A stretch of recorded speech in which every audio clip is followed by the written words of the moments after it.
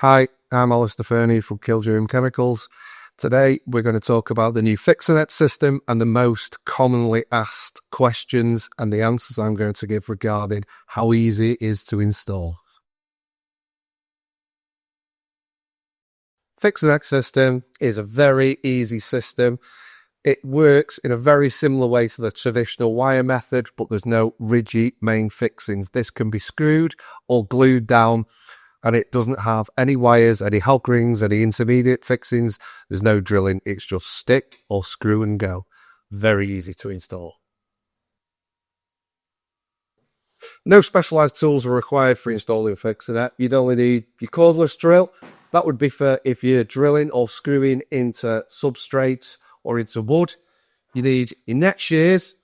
And if you're applying adhesives, you'll need your caulking gun and whichever adhesive you're going to be using for applying the FixerNet system to the wall or your substrate.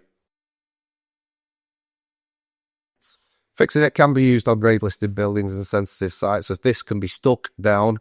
Also, make sure with your local authority, if it's a grade listed or a sensitive building, that you are allowed to stick onto it. Normally, with grade listed buildings, they don't want you rigid fixing it, which would be screwing it down. They'd rather it be stuck down so it can be removed and cleaned off.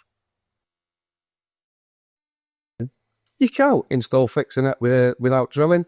All you need to do is get an adhesive, put it down the back spine of the FixerNet strip and stick that on. You could use high-tack or crystal.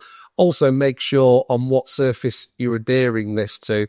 If it's a porous surface, you're going to have to make sure it's the Fix-All crystal, because the absorption of the material, the adhesive, will be drawn out of it and it won't stick very well.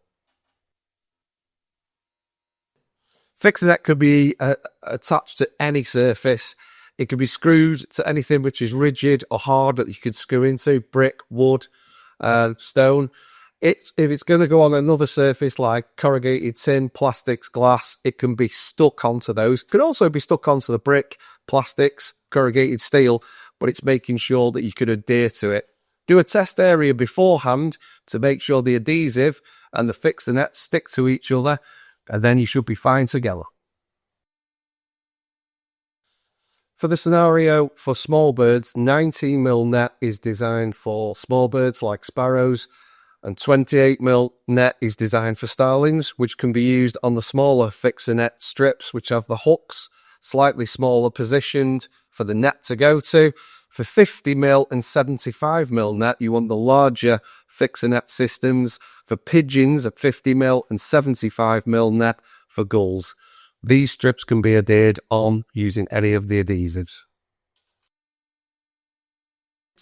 It certainly is safe for birds. You've got to make sure that when you've tightened up a bird net, you need to make sure it's taut. It isn't saggy or baggy. The bird could get caught up in that net if it's baggy, or if there's areas where the net hasn't been pulled tight. If it's not tight, the bird could get caught up in it and it could be harmful for the bird. It's recommended that any proofing system that is installed is inspected on a 12-month basis to make sure it is tight and taut, and make sure it hasn't been damaged in any way through bad weather, vandalism, or another contractor. Inspecting the net does your duty of care for your customer, and it also makes sure that your netting or proofing system has stuck up for what you wanted it to do.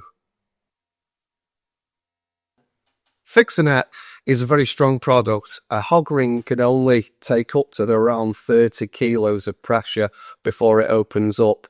FixerNet hooks can take up to 250 kilos per hook. So the net can stand, the FixerNet and the FixerNet system can stand up to strong and bad weathers. Normally, you will find that it would be your net system, the net itself, that would fail, not your FixerNet system. Thanks for watching.